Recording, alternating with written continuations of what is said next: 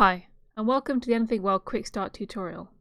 My name is Freya and I'm a developer at Anything World, and this video will be part of a series designed to get you up and running with the new Anything World package for Unity.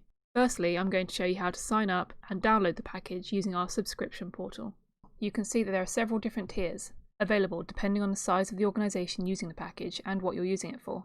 For this demo, we're going to use individual. This is for student or personal use, with organisations with revenue or funding less than 100k in the past 12 months. So as you can see, now I've put in my details.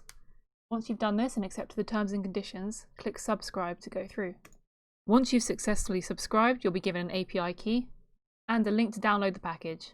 Once downloaded, the next step is to set up an empty Unity project to install the Anything World package in. We recommend Unity 2019.4 and above, using the 3D package.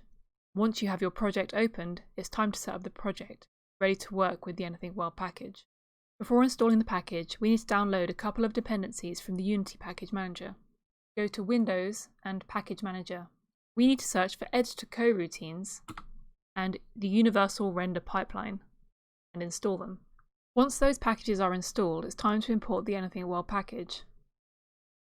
Do this by dragging and dropping from your install location, or by using the Unity Package Import tool.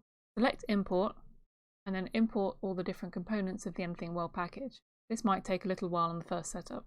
Once the Anything World package has been installed, there's one last setup task that we need to complete. This is changing the render pipeline from the default render pipeline to the Anything World Universal Render. To do this, we need to go to our project settings and go to the Graphics tab.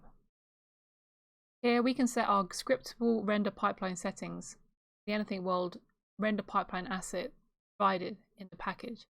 Once we've done that, we should be able to open an example scene, see that it's working. And here you can see that the render pipeline is working correctly and everything's being rendered as it should.